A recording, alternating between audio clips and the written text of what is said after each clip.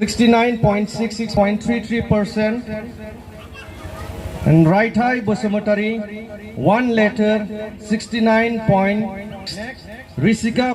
जोंनि सेन्ट जन बस्क स्कुलनिफ्राय गासै 62 गथ'फ्रा मेट्रिक परिखायाव जिरायदोंमोन आरो बे 62 गथ'फ्रा गासैबो पास जाजोब्बाय। बिनि गेजेराव सासे डिस्टिंक्शन मोनदों आरो 55 फार्स्ट डिभिजन मोनदों आरो 7 सेकेन्ड डिभिजनाव पास जादों।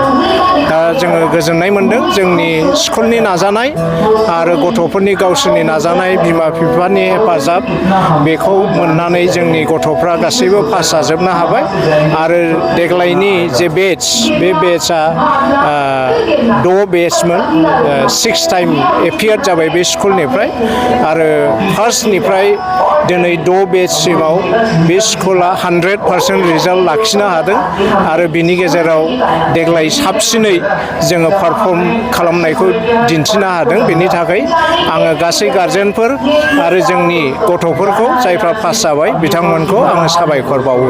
दिनै मा हाबाफारिनि गेजेरजों फेलिसिटेसन हाबाफारिखौ मावफैनाय जादों? दिनै जोङो गासै जोंनि पेरेन्टसफोरखौ लानानै जोंहा 800 स्टुडेन्ट दङ।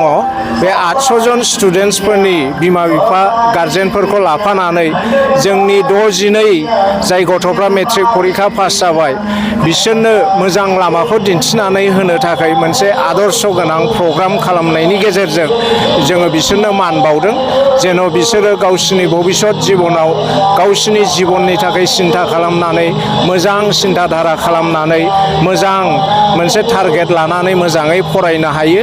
जोङो दहाय खननैसो जोङो इसोर आफानाव आनान गसाइनाव जोङो आर'जबो गाबबाय गारजेनफोर गथ'फोर गासै स्टुडेन्टफोर ज' गसंनानै बिथांमोननि थाखाय जोङो आर'ज गाबबाय बिथांमोननि जिबना जेन' साक्सेसफुल जायो आरो बिथांमोना जे स्कुल कलेजफ्राव एडमिसन लायनानै फरायहैगोन बेयाव जेन' बिसोरो मोजां रिजाल्ट खालामहैबावनो हायो। बेनो ग्रेजुवेसनबो जोंनि स्कुला जिहेतु आप टु क्लास 10 सिमल' जोंनियाव 10 पास जानानै थाङोब्लानो जोंनिफ्राय बिसोरो गबाय बेनिखायनो जोङो बेखौ ग्रेजुवेसन डे होननानै जोङो फालियो। बिथांमोना दिनैनिफ्राय जोंनि स्कुलजों लोब्बा गैला आरो बिसोर पास जानानै थांबाय गुबुन गुबुन कलेज आरो स्कुलफोराव फरायहैसिगोन। आङो दानि रिजाल्टनि थाखायबो जोंनि गासै गारजेनफोर आरो गासै जोंनि गथ'फोर गासैनिबो क'अपारेसन सहाय सहजुगनि थाखाय आङो साबायखर बावो। जोंनि गारजेनफोरनि सहाय सहजुग नङामोनब्ला बिथांमोना गाव गावनि गथ'फोरखौ मोजाङै जोथोन लानानै जोंनो गथायामोनब्ला आरो जोंनि फोरोंगिरिफ्रा खस्थ' खालामनानै गावसिनि गियान बुद्धिखौ बाहायनानै जोंनि गथ'फोरखौ फोरोङामोनब्ला शिक्षा होआमोनब्ला जोङो बेबादि रिजाल्ट मोननो हानाय नङामोन। आरो बिसेसकरि जोंनि नैबे सेन्ट जन बस्क स्कुला मोनसे गामि ओनसोलाव थानाय स्कुल जोङो खम फिस लानानै एकदम नमिनेल फिसल' लानानै जोङो शिक्षा होयो आरो बिनि गेजेराव जोंनि मानगोनां डाइरेक्टर दं। मानगोनां डाइरेक्टरा जोंनि गथ'फोरनिफ्राय फ्राय 25निफ्राय 30 जन गथ'फोरखौ बिथाङा गावनो स्पन्सर खालामनानै फोरोङो।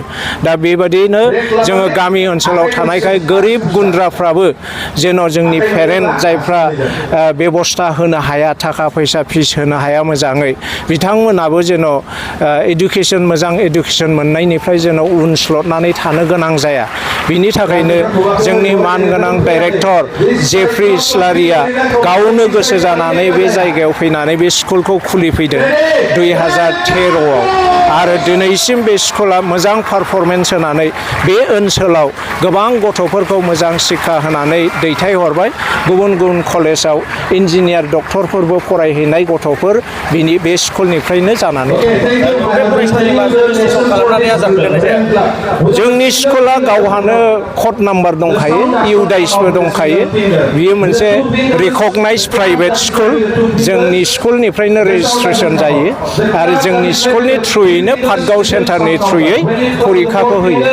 स्टुडेन्टफोरा डिस्टिंसन स्टारफोरबो लाखिनो जोंहा बे बोसोराव डिस्टिंसन सासे मोनदों सिगांबो मोनबोखादों देग्लाय सासे मोननो हादों डिस्टिंसन। बेनिफ्राय स्टार 12 जन मोनदों। बेनिफ्राय फार्स्ट डिभिजनाथ' 55 जाहैबाय।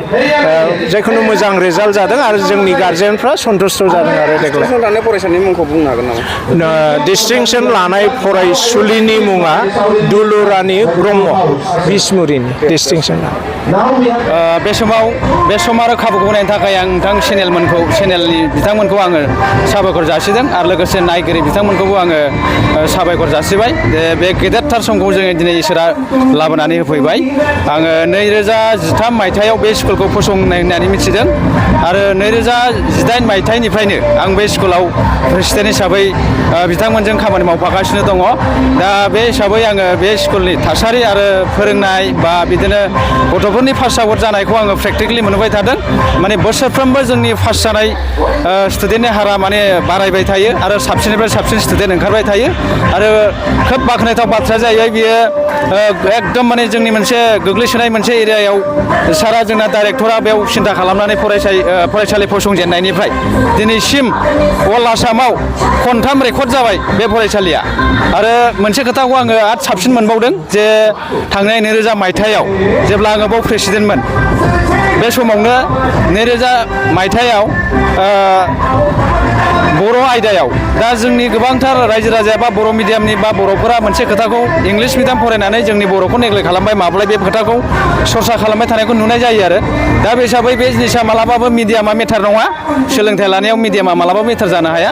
दा बे हिसाबै मोनसे एग्जाम्पल हिसाबै आं नोंथांमोननि सिगाङाव बुंनो नागिरदों जे थांनाय 2000 मायथाइयावहाय बे फरायसालिनिफ्राय इंलिस मिडियाम फरायसालिब्लाबो 99% थामहिनबा 99% बर' आयदायाव मार्क लानानै बा नम्बर लानानै बे सासे स्टुडेन्टआ अल आसामाव रेकर्ड बेबादि मोनसे थांनाय 2000 मायथाइयाव बे खोब गोजोनथाव बाथ्रा। बेखौनो आङो मेसेज होदों आरो लोगोसे एबारनि जेनाखि मेट्रिक पास 2024नि बेवहाय सासे डिस्टिंसन मोनदों 62 बा 62। दा बेनि गेजेरावहाय माने 55या फार्स्ट डिभिसन, बेनिफ्राय 7 साया बा 7 जना सेकेन्ड डिभिसन, खिन्थु बाव थार्ड गैया फेलबो गैया आरो 100% साक्सेस आरो। दा बे खोब गोजोनथाव बाथ्रा आरो दा बेखौ लानानै दिनै बाहाय जोङो फरायसाफोरखौ थुलुंगानाय हिसाबै जोङो बाहाय बिथांमोनखौ जोङो कंग्रेचुलेसन होनाय साबायखर बावनाय आरो बरायनाय बे हाबाफारिखौ दिनै बाहाय गाजा गोमजायै खुंनाय जादों फरायसालिनि अथ'रिटिया। दा बेवहाय आंबो सासे बे फरायसालिनि प्रेसिडेन्ट हिसाबै बाहागो लानानै खोब गोजोननाय मोजां मोननायखौ